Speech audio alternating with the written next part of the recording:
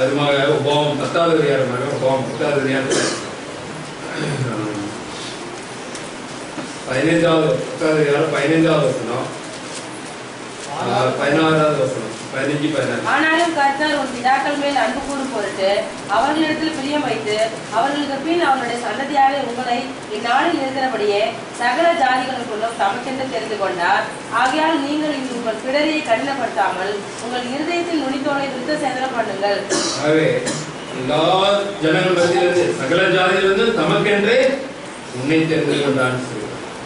பிதாக்கள் மேல் அன்பு கூறும் பொருட்டு அவருக்கு பிரியம் வைத்து அவர்களுக்கு பின் அவருடைய சிந்தனை உங்களை இந்நாளிலே சகல ஜாதிகளும் தமக்கென்று தெரிந்து கொண்டார். ஏன் அவர் தெரிந்து கொண்டாரு? நம்மளுடைய சதவீதம் அது நமக்கு கிருபை. இந்த பாண்டியில கூட 10 லட்சம் ஜனம் இருக்கான்னு வைத்துக்கிறோம். அதுல இருந்து நம்ம தெரிந்து கொண்டார் இல்லையா?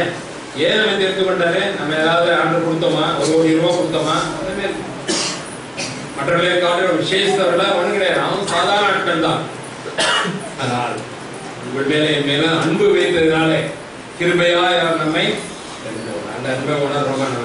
அன்றைய இவ்வளோ ஜனங்கள் இருக்கும்போது என்னோட பெரிய படித்தவர்கள் உயர்ந்த பதவியில் இருக்கிறவங்க பெரிய பணக்காரங்களா இருக்கும்போது அதெல்லாம் விட்டுட்டு எனக்கு தெரிந்து கொண்டுறேன். கிருபை எவ்வளோ பெரிய தெரிந்து கொள்ளப்படாதான் எங்க போறாங்க? செத்து எங்க போறாங்க? அழுது போறாங்க. அது அவங்களுக்கே தெரியாது. ஆனால் கிருபையா இறங்கி ஆண்டு நம்முடைய கண்களை திறந்தார். ஆகவே அப்படிப்பட்ட தேவனுக்கு நாம் எப்படிப்பட்டதாக இருக்கிறோம்.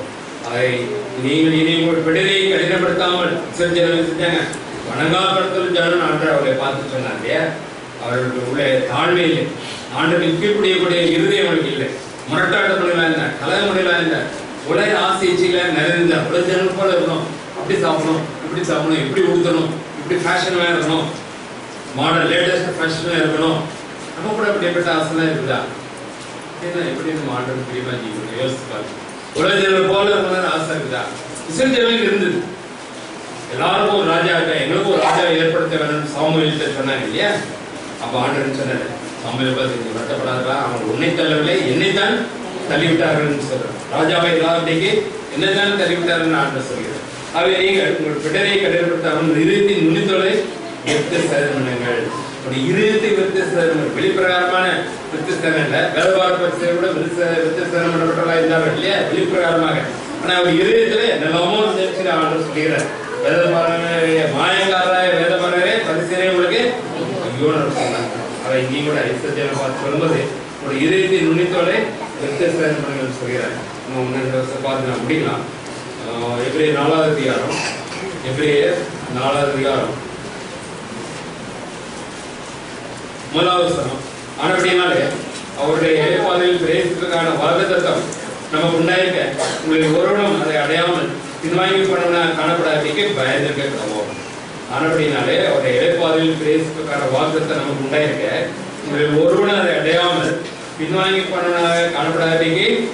இஸ்ரவேல் ஜனங்கள் எழுத்திருந்து ஆண்டவர்கள் விடுவித்தார். எழுத்திருந்து வெளியே வந்தாங்க, புரட்டு போனாங்க. ஆனா ஆளுநர் ஓடுகிற அந்த வாக்குத்தத்தம் பண்ணப்பட்ட தேசத்துக்கு சேர்ந்தாங்களா? 2000 பேர் தான் போனாங்க இல்லையா? யோசுவாவும் 4 பேர் தான் போனாங்க. எழுத்திருந்து புரட்ட ஜனங்கள்லாம் என்னாச்சு? வெளியில வனாந்தரத்திலே அவங்க செத்துக்கிட்டாங்க.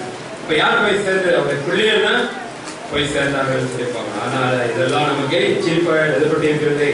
அவை நாம கூட 2010 கடக்க போறோம். 2000 ஆர்டர் வருவான்னு எல்லாம் சொன்னாங்க. நான் நினைச்சேன் 2001 வருவான்னு நான் நினைச்சேன். 2010 10 போகுது, 10 வருஷம் ஓடி போச்சு இல்லையா? அப்படியே ஒரு நாள் தாண்டிக்கிட்டே போறோம். தாண்டி போக வனாந்தரத்தில் வச்சுட்டா கொஞ்சம் கொஞ்சமா ஜனங்கள் செத்தாங்க. ஒரு இடத்துக்கு வந்தாலும் சாராங்க, இன்னொரு இடத்துல வந்தாங்கன்னா ஆண்டை தண்டிக்கிறாரு, முருகுறாங்க, பள்ளிவாய் சர்ப்பத்தை அனுப்புறாங்க. அங்க கொஞ்சம் பேர் அவுட்டு, எல்லாம் கொஞ்சம் பேர் யாரு 25,000 பேர் 30,000 இப்படிதான் அவுட் ஆறாங்கல்ல. படிச்சுப்பீங்கல்ல, என்ன ஆகுதெல்லாம் படிக்கிறோம். இப்படி ஒவ்வொன்றா அவுட் ஆகிய கடைசியில 2 பேர் தான் வாக்குத்தத்தம் பண்ணப்பட்ட அந்த வாழ்ந்துடைய காலதேசம். இப்ப ராமோட அந்த பரமக்கான ஆல்ரெடி தேசம், அந்த நாடு அந்த பரமக்கான நோக்கி நம்ம போய் கொண்டு இருக்கிறோம். ஜனங்களை போலவே இருந்தா நம்ம நினைச்சுக்கிட்டே போய் சேர முடியாது. ஆக ரொம்ப ஜாக்கிரதையா இருக்க வேண்டும் சொல்லி பார்க்கிறோம். ஆகையால் 9வது வசனம், தேவனுடைய ஜனங்களுக்கு இளைப்பாற காலம் இனி வருகிறதா இருக்கு. அங்கே போய் நாம் அவருடைய ராஜ்யத்திலே இளைப்பாற போகிறோம்.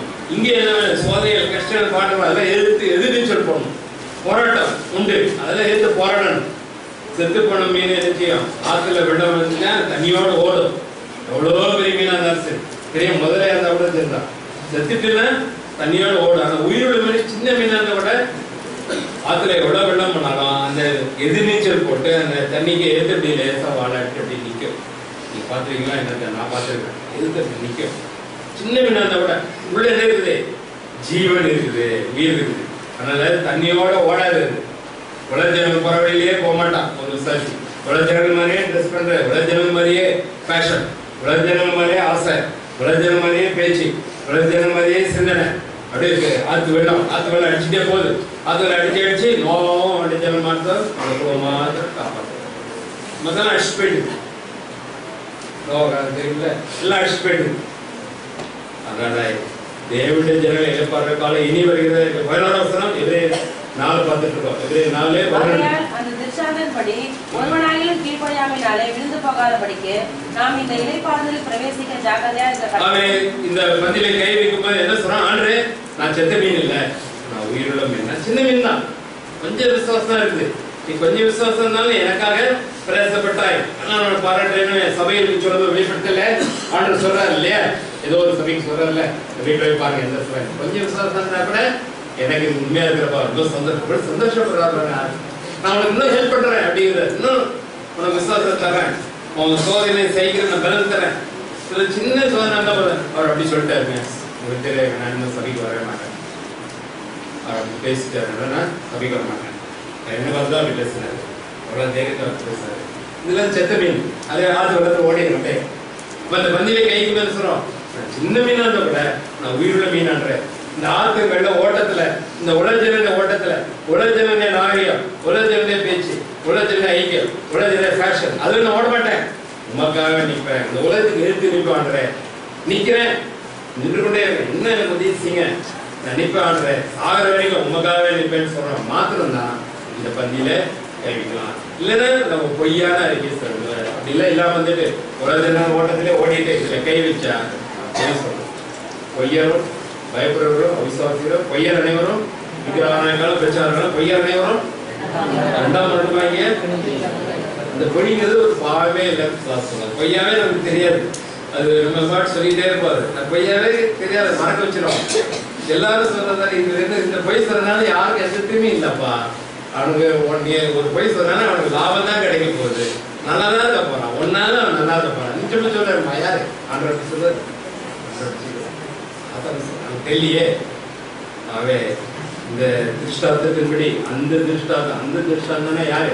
திருஷ்டாந்தம் எக்ஸாம்பிள் யாரு? இஸ்ரவேல் ஜனங்கள் உதாரணம் என்ன? அழகாய் புறப்பட்டார்கள், எய்திருந்து புறப்பட்டார்கள், சத்து இரண்டாய் கடந்தார்கள், மன்னாவினால போஷிக்கப்பட்டார்கள், எல்லாம் செஞ்சாங்க. வனாந்தத்திலே செத்துட்டாங்க.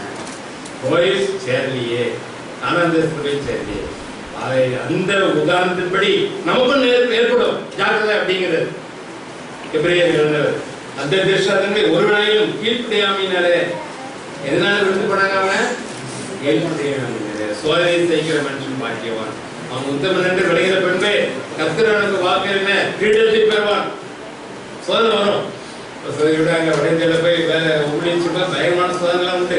எதிர்ப்புகள் வரும், உபத்திரங்கள் வரும், உயிர்க்கே ஆபத்து கூட வரும். அதை சகிக்கும் பொழுது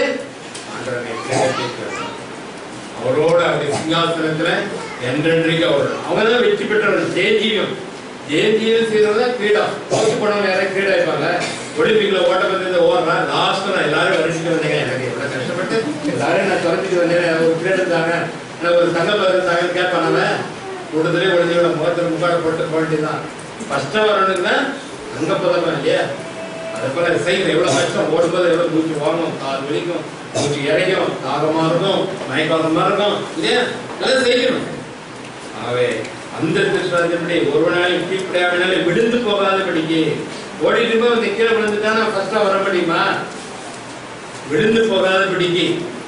உயிருள்ள மீன் விழுந்து போகாது. செத்த மீன் எப்படி பண்டி அடிச்சு தண்ணி வச்சு பண்டி அடிச்சு போயிட்டே இருக்கும். ஆத்து வெள்ளத்துல போவோம், உலக வெள்ளத்துல போவோம். உலக ஜனங்கள் தள்ளிட்டு போயிடுவாங்க அவனை. நீ பாப்பா நம்மளுப்பா நீ தள்ளி போயிடுவாங்க. உலக ஜனங்கள் தள்ளிட்டே போயிடுவாங்க.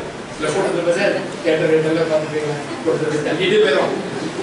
தள்ளிட்டே போயிடும். எங்க போவான்? தள்ளிட்டு போயிடும். அவன் போற இடத்துக்கு போவோம், நம்மளே தள்ளிடுவோம். அவன் போற இடத்துக்கு நம்மளுக்கு ரெண்டே பெறுவான். அவன் அந்த திருஷ்டாத்தின்படி ஒரு நாளுக்கு இப்படியாம விழுந்து போகாதீங்க. இந்த இலைப்பாறையில் பிரவேசிக்க ஜாக்கிரதை. அந்த இலைப்பாறை அவன் பிரவேசிக்கல. அந்த இலைப்பாறைனா காரணம், இந்த இலைப்பாறை பரம காரணம் ஆண்டு. இந்த இலைப்பாறையில் பிரவேசிக்க ஜாக்கிரதையா இருக்கணும். தேவனுடைய ஜனங்கள் இலைப்பாறை இனி வருகிறதா இருக்கு, சீக்கிரம் வரப்போகுது. நாள் நெருங்கி விட்டு 600 இருந்தாலும் படப்படம் செய்திலாம் வந்துகிட்டே இருக்கு. எல்லாருக்கும் அரிசி மாதிரி ஒரு சிப்ஸ் ஒன்று வச்சிருவானோ அவங்க வச்சுதான் அந்த சிப்ல 600 இருந்தாலும் இருக்கும். 600 இருந்தாதான் கடையில் போய் தான் வாங்க முடியும், விற்க முடியும், சாப்பிட முடியும். ஒண்ணுமே வாங்க முடியாத எப்படி எந்த சாப்பிடுவீங்க இல்லையா? 600 இருக்கா அப்பதான் உனக்கு தருவேன் அப்படின்பா. அதுக்கு முந்தைய நம்ம ஆண்டு ஏற்றுக்கொண்டு அவரோட போனா எவ்வளவு பெரிய பாக்கியம். அவரால் கைவிடப்பட்டா 600 போறோம். 600 எழுது சாசு நம்பர் எது சாசுக்கு சொன்ன 600 போட்டுக்கிட்ட சொந்தம். இங்க கூட நேரத்து பார்த்தேன், நீங்களும் பார்த்தேன், அது அப்படியே இருக்குது. இங்க ஒரு பை இருக்குது, ஏதோ ஒரு பேர் இருக்குது. இங்க கூட கிளாஸ் வரைக்கு வாய்ப்பு இருக்கு. 7 பேர் இருக்குது. அது எனக்கு சொந்தமா ஒரு பை அங்க இருக்கு. அப்ப நம்ம வீட்டுல ஏதோ ஒண்ணு இருக்குது. அது என்ன இருக்கு படிச்சு பாருங்க. எனக்கு சொந்தமா உன் வீட்டுல ஏதோ ஒண்ணு இருக்குது. நம்மளை பார்த்துட்டு தான் சொல்லுவான், எனக்கு சொந்தமான உன் வீட்டுல ஒண்ணு இருக்குப்பா, அதனால நீ எனக்கு சொந்தம், நான் உனக்கு சொந்தம். என் காலம் கூட இப்ப அவங்க வீட்டுக்குள்ள ஆள் வந்து கதை தட்டுறாரு. திறக்க முடியல, ஏற்கனவே ஒருத்தர் உள்ள இருக்கிறான். எப்படி கதை திறக்க விட மாட்டான். எனக்கு சொந்தமான அங்கே இருக்குது, நீ எனக்கு சொந்தம், நான் உனக்கு சொந்தம், வீடு எனக்கு சொந்தம், எல்லாமே எனக்கு சொந்தம். ஏற்கனவே நான் இன்னொரு ஆளுக்கு என் கதை திறக்கிறோம்மா, திறக்க விட மாட்டான். ஆண்டு வெளியே நிற்க வேண்டாம், உள்ள இன்னொருத்தர் இருக்கிறான். அப்படிப்பட்ட இந்த பஞ்சமே கைவிக்க முடியாது. அப்படிப்பட்ட ஆண்டு வரும்போது அவரோட கூட போக முடியாது. அவ இந்த இலைப்பாறை பிரவேசிக்க ஜாக்கிரதையா இருக்கணும். எப்படி இருக்கணும்? ஜாக்கிரதையா இருக்கணும். 2010 முடியும் போது ஒரு மைக்கெல்லாம் தாண்டி போயிட்டே இருக்கிறோம். ரொம்ப ஜாக்கிரதையா இருக்கணும். ரொம்ப ஆபத்து வருது, இதோ ஆபத்து வருகிறது. வெளிப்படத்துல இருந்து இதோ பூமியில் உள்ள சகல முடியல ஆபத்து வருகிறது, ஆபத்து வருகிறது. நான் எச்சரிக்கிறேன். அந்த எச்சரிப்பை நாம் எடுத்துக்கிட்டு அவர் பிரிமா ஜீவித்தார் ராஜ்யத்துல அந்த இலைப்பாறுல பிரவேசிக்கும். இதோட எவ்வளவு கஷ்டம் வந்தாலும் பரவாயில்ல, அதுக்கு கவலைப்பட வேண்டிய அவசியமே இல்லை. ஒரு நாள் ஒரு அன்றைக்கு அவருடைய ராஜ்யத்துல எந்தெண்டைக்கு அவரோட கூட நம்ம அப்படிப்பட்ட பாக்கியத்தை தருவதற்காக, அதுக்கு நம்ம ஆயத்தப்படுத்துறதுக்காக இந்த பந்தி வைக்கப்பட்டது. இது ஒரு மனுஷனுடைய பந்தி அல்ல, இந்த சபைக்கு சுத்தமான பந்தி இல்லை, இது ஆண்டுடைய பந்தி. எனது பங்கு பெற முடியாது. அபாத்திரமாய் பங்கு பெற்றா தண்டிக்கப்படுவோம் இல்லையா? அந்த தண்டனை தான் கிடைக்கும், ஆசீர்வாதம் கிடைக்காது. நம்ம சோதித்து பார்த்து ஆண்டு என்னென்ன சுட்டி காட்டுகிறோம் அந்த தயவுசெய்து நம்ம அறிக்கை செய்வோம். உடல் உள்ளத்தோடு, நறுமுறை உள்ளத்தோடு, கண்ணீரோடு அறிக்கை செய்து ஆண்டோட ஒப்புரவாகி ஒரு தீர்மானம் எடுத்து இந்த பந்தியில பங்கு பண்ணலாம். அன்று இனிமேல் நான் இந்த உலக வெள்ளத்தோடு போகக்கூடாது, ஒருபோதும் போகக்கூடாது. நான் உயிருள்ள மீனாக ஜீவிக்க வேண்டாம், உதவிச்சிக்க அப்படின்னு சொல்லி வைராயமா வாஞ்சி ஆண்டு கேட்போம், அந்த ஒப்பு கொடுப்போம். பிறகு இந்த பந்தியில பங்கு